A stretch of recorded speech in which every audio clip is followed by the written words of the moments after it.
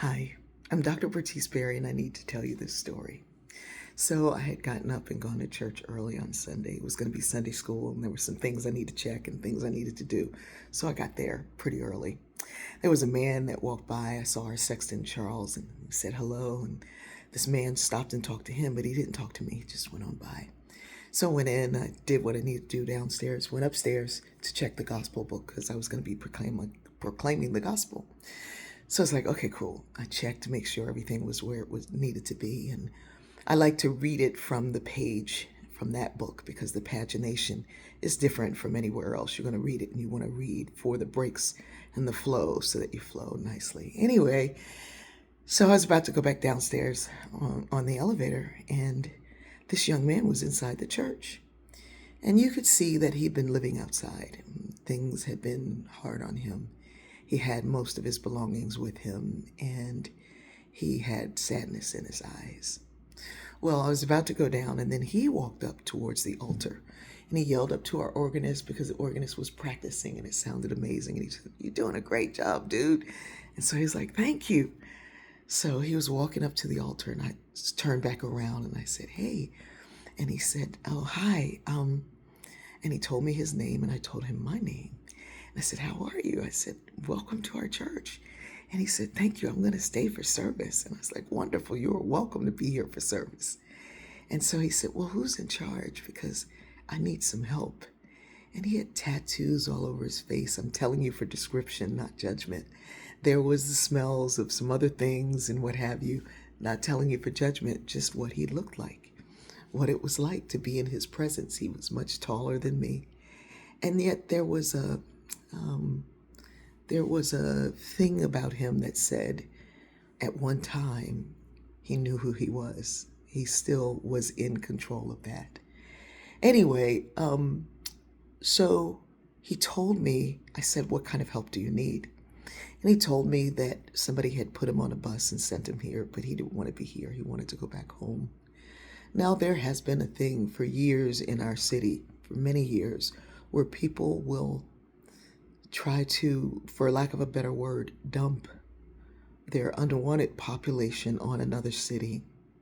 And they choose us. And it's been going on for some time. But our mayor, Van Johnson, has created a program that if he can find a loved one who says, "Yes, we want them to come back home, we just haven't been able to get them here," then the city will get a ticket for them to go to wherever their home is. Well, this young man told me his home. He pulled out his ID. He said, "I want to go back home, and this is where I live." He said, "See, this is me. I'm a real person. This is me, and this is where I lived." And I could see that he had served in the military. I said, "Okay." And I went downstairs. I said, "Hold up a minute. I'll be back." And I went down and I got my phone and I pulled it up.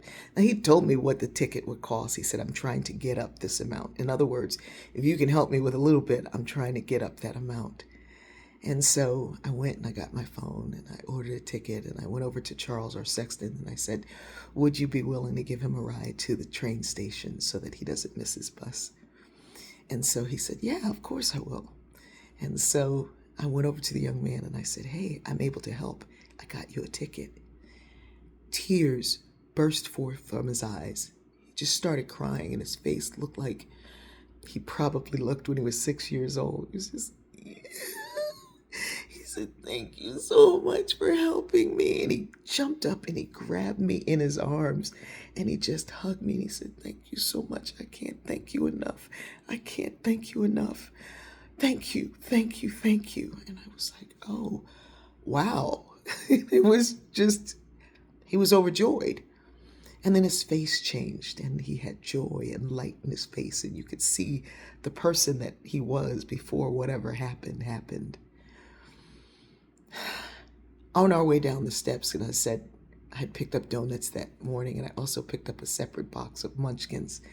And I said, "Would you like some donut holes?" And he said, "Oh, yes, I would." I said, "Well, let me go get those."